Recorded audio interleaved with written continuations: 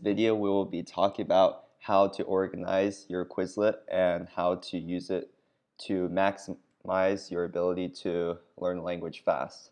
So I really enjoy Quizlet, especially paired with other applications like Duolingo or just with books because it helps me memorize words super quickly and be able to speak them, and it helps to listen also. So I'll go ahead and show you what exactly I do here to make it very efficient. So first of all, how I organize them. I have a lot of sets right here. It takes a while to go over them all. I probably don't remember like all of these anymore. But here I got German, French, Spanish. This is from like a board game. I had to memorize the words to play it. But yeah, so we'll go ahead and start with organization. So I organize them into 4 different categories for most of the times. So I organize them into nouns, verbs, adjectives, phrases, and sometimes I put conjunctions. But nowadays, with the recent ones, like maybe Spanish, I just put a miscellaneous category. So that means subjunctive phrases or adverbs or just like the extra stuff that doesn't really have a category and are more rare. This way you don't get overloaded with a bunch of files or a bunch of folders. So let's go ahead and take a look at German nouns because this is the first one I've ever done. And here I have 24 sets. In each set I'll put 50 terms. I think this is the best way or the best number to put into each set. So let's just pick a random one. This one looks 22. I probably don't know these as well because they're more recent. But this is how I list my words. I make sure I put the, the gender in, because for German that's very important. I put the definition right next to it. And sometimes if I feel like there are 2 definitions or 2 translations for a word, I might put 2 of them. And it's very important for German because the cases revolve completely around the gender of a word. But let's take a look at how I do verbs, because the nouns are pretty self-explanatory. Like in French, you'd also want to put genders, but like some other, like Russian, you don't have to put the gender because the ending gives it away. But let's go and take a look at the verbs. I used to put them in first person, but now I put them into, infinitive. So here you can see I used to put them in first person. That was because, well, in general, it's pretty easy to conjugate German verbs because you just add an N after the E to make it infinitive. But yeah, this one. So I acquired a lot of these verbs from, these later verbs from reading books. So I'm able to learn them fast through this Quizlet method. I put them into infinitive form, and I also indicate if it requires a specific case or a specific preposition. So for example, this one, it says stammen von, which means to come from. So I put this preposition to remind myself I need to use this in order to get the grammar correct. And since most of the time von requires a dative case, I didn't need to really signify dative. But as I show you here on the Russian Quizlet, it's a bit more complicated. This is probably the hardest set of all of mine. Let's go take the next complete one.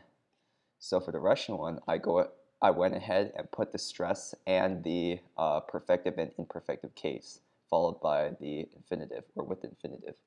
And I also, for some of them, when a Russian verb has a reflexive attached to it, it might change the meaning completely, actually. So let's say this one, I got 2 definitions. Right here, zaklучат, zaklучить. But if you say zaklучаться, zaklучиться, it actually means to consist of. So that's a way you could like signify, because I don't want to put too much information to just completely overload a Quizlet because they're supposed to be short and concise.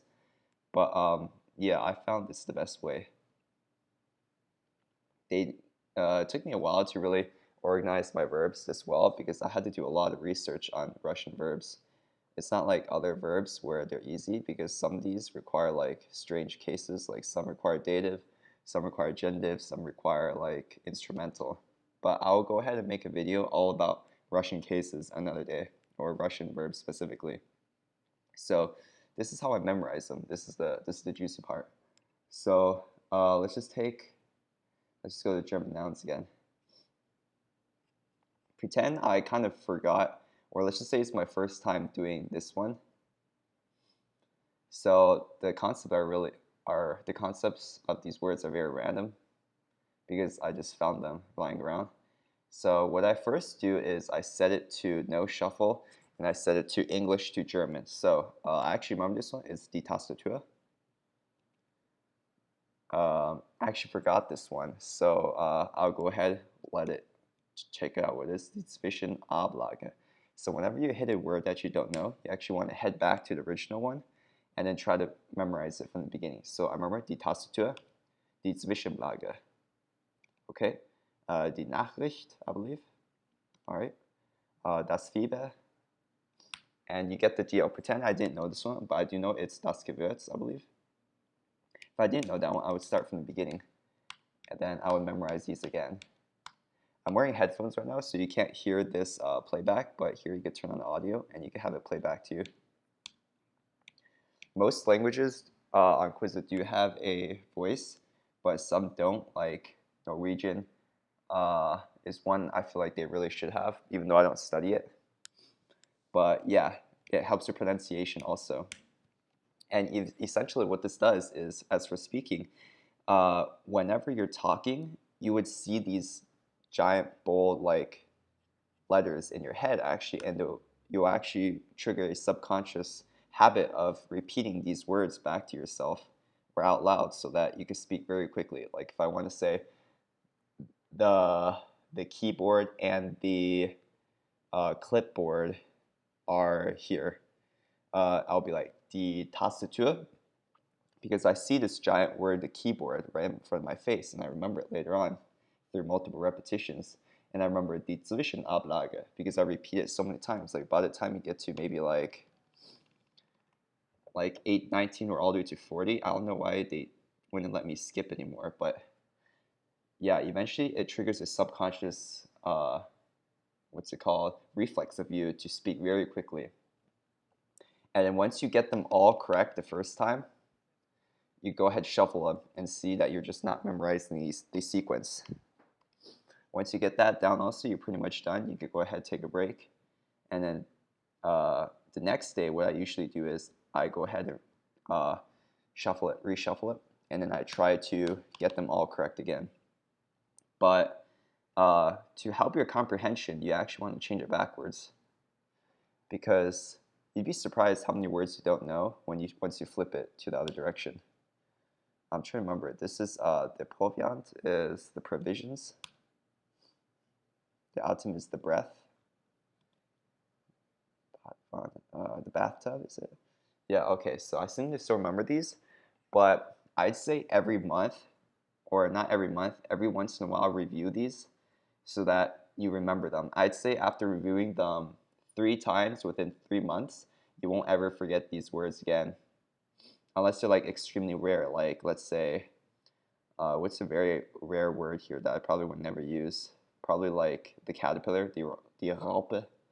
But I don't know, that one just sticks in my head pretty well. I don't think I'd forget it. And then yeah, you want to switch it up and shuffle it. Sometimes when I'm driving, I don't wear headphones, of course, but I'd go ahead and just set this on play. Well, I'd play it on my phone actually, because I have the app there too. But I'd go ahead and just play this and practice my listening. Yeah, so that's how I memorize words extremely quickly through Quizlet. But it is exhausting though, so just take it slowly. You could study 25 words a day. My first summer studying German, I learned almost 50 words a day, and one day I'd learn 50 new ones. The next day I'd review all of them. And then, yeah, this will create a really good habit, and you'll learn words like extremely quickly through this strategy. So give it a shot, and if you like how it works, feel free to share with anyone else you know. Thank you.